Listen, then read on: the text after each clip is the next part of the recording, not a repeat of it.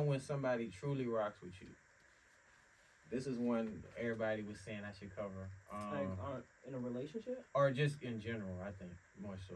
Okay. Because, I mean, that's where it starts, right? Friendship. Friendship, well, ideally, that's where it starts, but that's not usually where it starts. Yeah.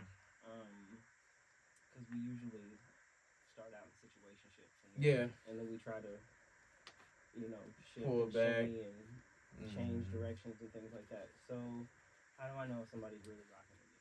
Yeah. That they're on my team. They rooting for me. They push for me to be better. They tell me the truth. Yeah. Even when it's a hard truth to hear, yeah, they tell me the truth.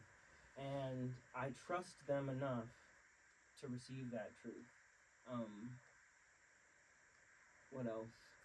I think that's the main thing is like you really just want to see me be better and to live in my highest potential, and you do anything within your means. And I'm not saying we take advantage of each other. Yeah. I'm not saying I'm reaching out for financially or whatever, but like I post something on my Instagram, at the very least you like it, you might share it, you hype me up. Yeah. If you see me not doing what I can be doing, like there's a conversation that's had about why you care.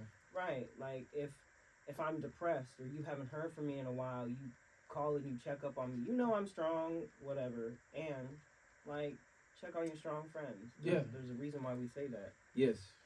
Because, y'all go through a lot. Having to stay, there's moments where you're not gonna have it together and everything like that. For me, like kind of to add what you're saying, a person's actions. I think actions speak louder than anything. Yes. Because people, the actions are in alignment with their words. Yeah. You're right. So like, I feel like, I don't really go off what you're telling me. I go off what you're showing me. So, if you show me certain things, like this one friend, I remember, this is crazy. I was helping her out. She didn't have a car or nothing like that. She was in a financial situation right now. I took her to the store, was being nice, trying to do something different. She stole money from me. And that's kind of, something told me to look and see everything that's going on, but, See, but that's your discernment. You knew better. Yeah. You knew. I was like, some level, you knew. Some level, yeah. But you wanted to believe, you wanted to give her the benefit of the doubt and believe the best in this person, which says a lot about your character. That was a lesson you learned about that person. Yeah. So, so that just kind of, people will show you, even behind the scene, like, who they is for real. Yeah. So. And, I mean, because people always say the actions speak louder than words. Words speak very loudly.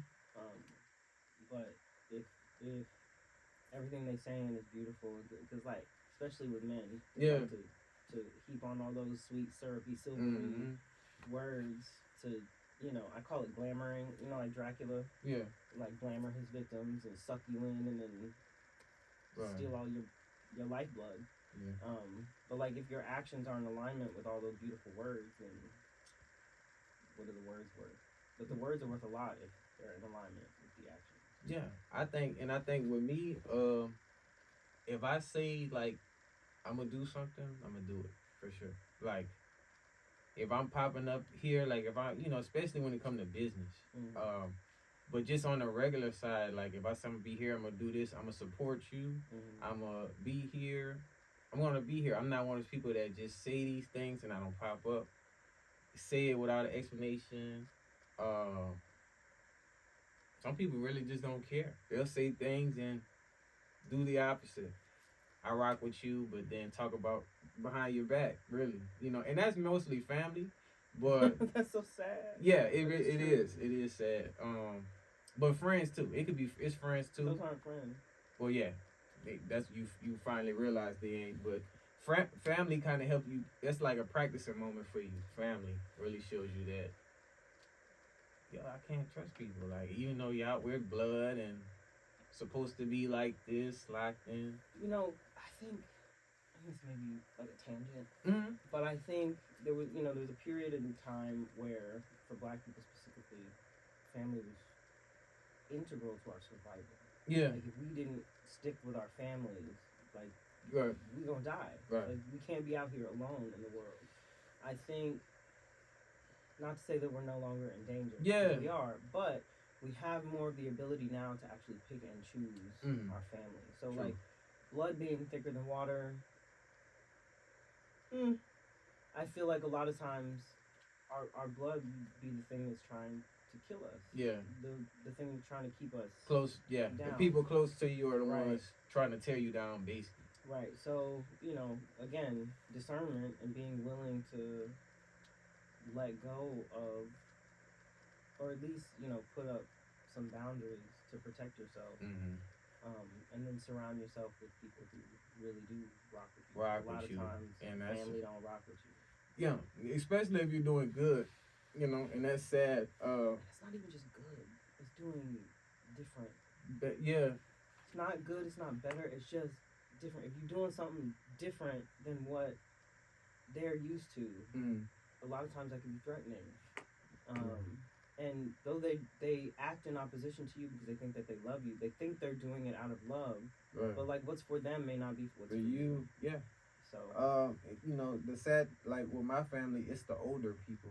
Oh yeah, hell yeah. That's like see you elevating and doing things, and just because their life didn't go the way they wanted or how it's supposed to, then they're jealous. You know, and I feel like how I feel about it is like if we grew up in the same area, and you know, a lot of people can't even make it out the city, but if you can make it out and put your name and start something, I would congratulate you because we grew up together. We're not just stereotypes, hood, jail, or dead, you know. So that's like the stereotypes for us. Yeah. So it's just I congratulate, but you know that's what comes with it. That's why one of the posts I made, it get lonely at the top. Yeah. And it's funny though because I have the opposite problem. Yeah. Because my family made it. You know, I grew up real well off, but I have a different mentality and a different process than say my mother would. Yeah. But because she did it a certain way, she expects that I do it the same way that she did it in order to reach where she got. But you know, like life is great, and my life is taking me somewhere else. And so like having faith in what God put on my life, the calling that God put on my life. So it's not even just doing it. It's not even just like trying to go somewhere else. Like I'm trying to get to where you got. Yeah. But my path is different. It's different. Yeah. All of our paths is different.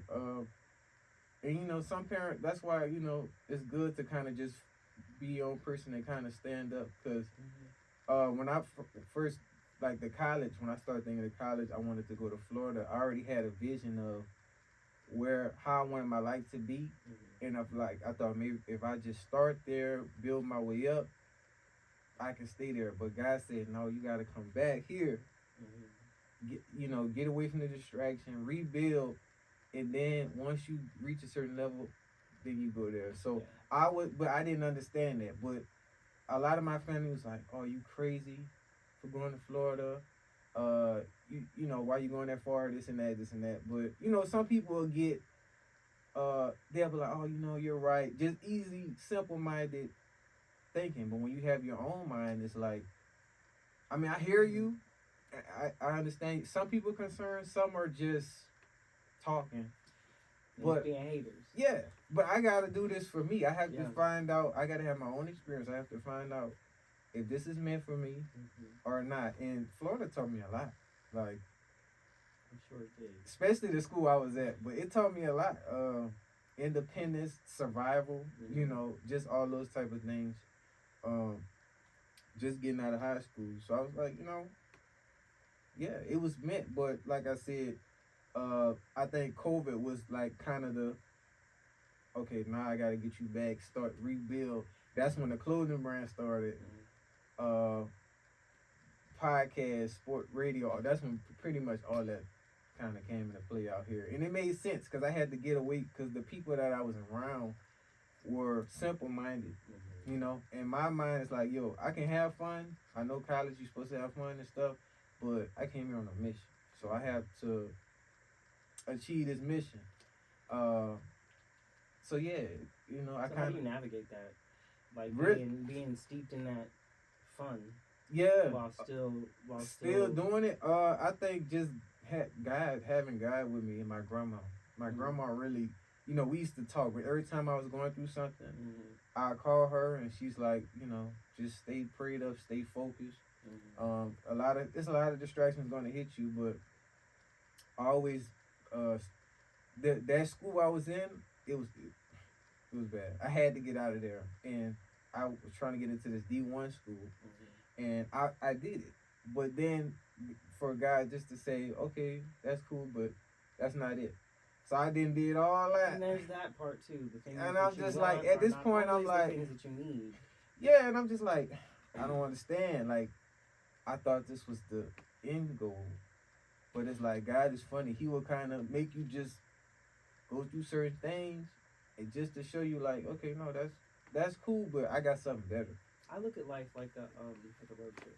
Yeah, it is.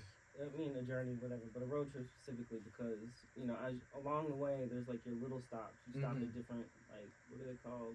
Monuments. Or whatever, different sites to see, and so, like, yeah, this was our destination, and we got here, and we saw this, and we had this experience, but now we got to keep on the journey. Yeah.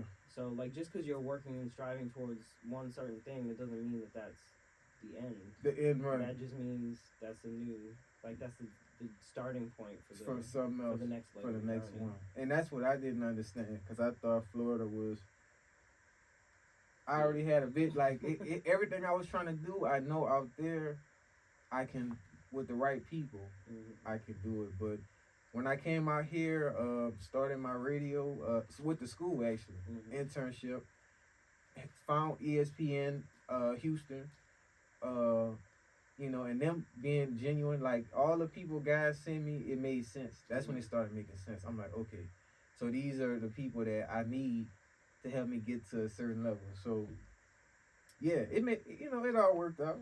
It all worked out, but it just was, I didn't understand it. Like, yeah.